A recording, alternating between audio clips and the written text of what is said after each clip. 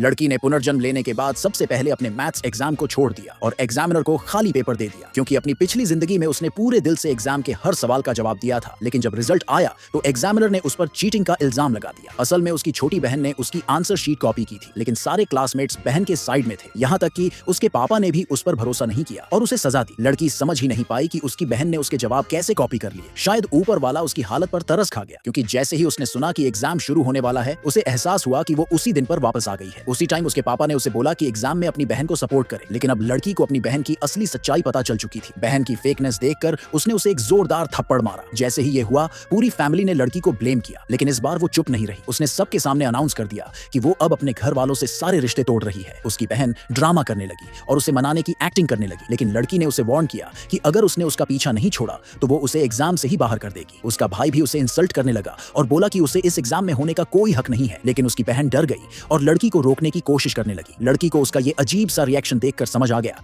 कि बहन ने पिछली बार चीटिंग करके ही जीत हासिल की थी। लड़की ने ठान लिया कि वो अब अपनी बहन से बदला जरूर लेगी। जब ऑफिशियल कंपटीशन शुरू हुआ तो पेपर दो पार्ट्स में डिवाइड था, पेपर ए और पेपर बी। अपनी बहन को कॉपी करने से रोकने के लिए लड़की ने जानबूझकर अपनी बहन से अलग पेपर सिलेक्ट किया और प्रॉब्लम सॉल्व करने के लिए एक यूनिक तरीका निकाला। लेकिन जैसे ही उसने ये किया, उसकी बहन ने भी वही पेपर सिलेक्ट कर लिया और लड़की की सॉल्विंग मेथड को सबके सामने एक्सप्लेन कर दिया। लड़की एकदम हैरान रह गई। अपनी बहन को खुश होते देख वो समझ ही नहीं पा रही थी कि उसकी बहन को उसकी सॉल्विंग मेथड कैसे पता चली। लड़की पूरी तरह से परेशान थी कि अब चीटिंग से कैसे बचा जाए। उसे लगा कि शायद वो अपनी किस्मत से भाग सके, इसलिए उसने सोच लिया कि वो खाली पेपर ही सबमिट करेगी। सब लोग शॉक में थे, लेकिन एग्जामिनर ने ऐसा करने से मना कर दिया। जब उसने देखा कि उसकी बहन पैनिक कर रही है और सवालों का जवाब नहीं दे पा रही, तो उसे थोड़ी सेटिस्फैक्शन मिली। डर के मारे कि लोग उसका मजाक ना उड़ाएं, बहन ने टॉयलेट जाने का बहाना बना लिया। एग्जामिनर ने अनाउंस किया कि सिर्फ 10 मिनट बाकी हैं। लड़की ने सोचा अब तो बहन कॉपी नहीं कर पाएगी, इसलिए वो जल्दी जल्दी अपने जवाब लिखने लगी। लेकिन जैसे ही उसे लगा कि सब कुछ सही लिखा है, उसकी बहन ने भी अपनी शीट जमा कर दी। लड़की फिर से हैरान रह गई। बहन ने कहा कि वो तो पहले ही वापस आ गई थी। एग्जामिनर ने जब उसकी शीट देखी तो वो इंप्रेस हो गया और सारे क्लासमेट्स भी बहन की तारीफ करने लगे। लड़की को लगा कि वो फिर से उस गलत इल्जाम से नहीं बच पाएगी। बहन ने लड़की को उकसाया